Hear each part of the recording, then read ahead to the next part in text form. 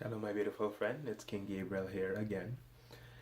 And today's video is something that slips by your attention on a daily basis that you may not even notice that happens.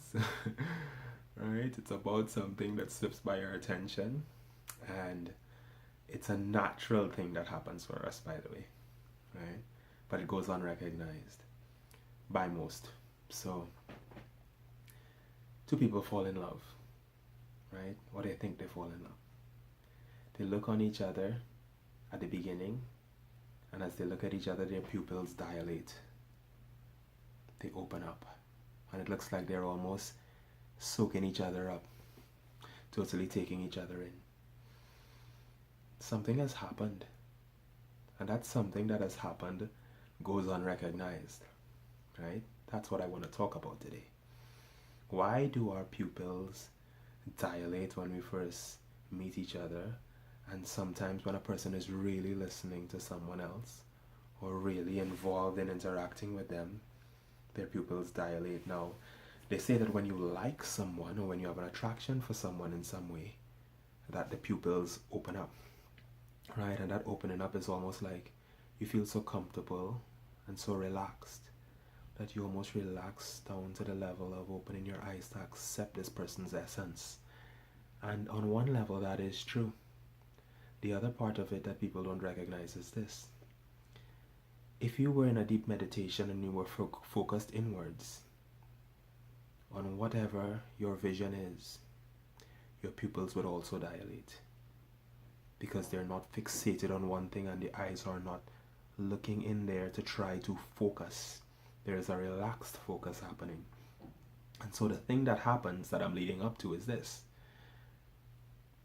If in a deep meditation or when visualizing within that happens as well, then it might be, and I'm not going to say this is the only thing that could possibly be the answer for it, but it might be that by being focused on something that we're giving attention to within, or withdrawing the attention from the individual points in the world, the eyes relax, because the vision is now with the mind within. So we stop seeing with the eyes for a bit and we see with the mind. So I noticed this in my own life through my meditations and through looking at what I was actually doing when I went within. And when I do it, I see it happen. So that's how I stumbled across it.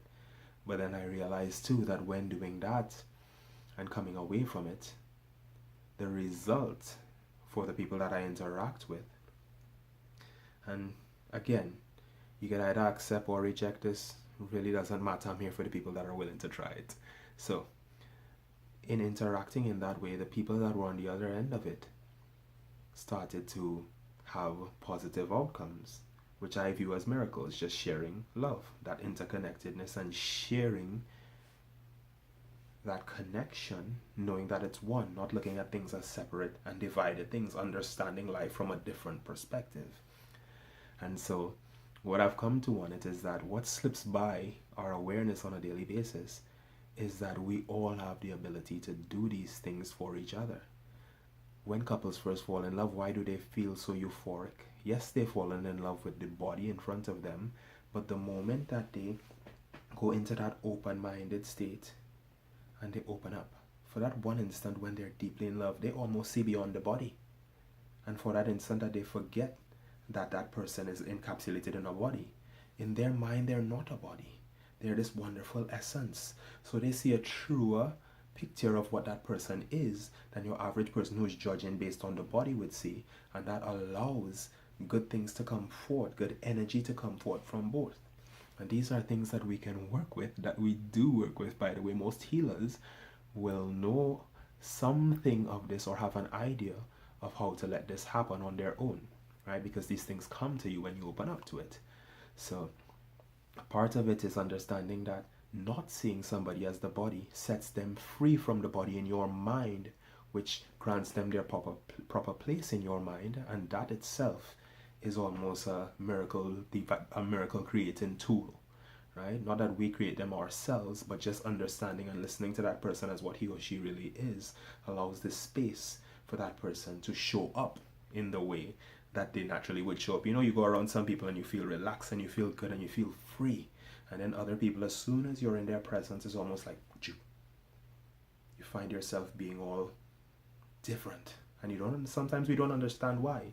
But the why is very much linked to the energy that is being fed, the energy that is being drawn, right? And when I say drawn, I don't mean stolen, but brought forth by the listening, although you watch with eyes, it's still listening because you expect a certain thing, by the listening that is present, right? So each one of us has this going on, and it creates a certain experience of the individual.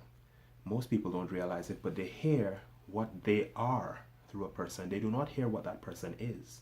Everything is as it is, and then you hear your specific version of what that is based on your past, your experience, and you bring your past forward onto that person right there, right? And that's why some people could talk about a person and say, oh, that person's so awesome, he's great, good vibes, man. And then another person will be like, what? That person is a... And they'll use all type of expletives to describe that person, right? Because their experience of them is based on their past and based on what they have brought to the picture. The picture is the same, but different people will perceive it differently. So, all that just to say this. That mechanism of being able to relax into a vision, whether it be a vision of unity, which some are shown as gifts. Those are gifts that come from whatever is here, whatever is working through us and living through us. Some call it source, spirit, some would say God, some would say all these different things, but gifts come through us like that. And when that is working and we forget these ideas of constructs that keep us confined, we almost remember the truth about that person. And in remembering that, we create a scenario where that person can show up as he or she really is.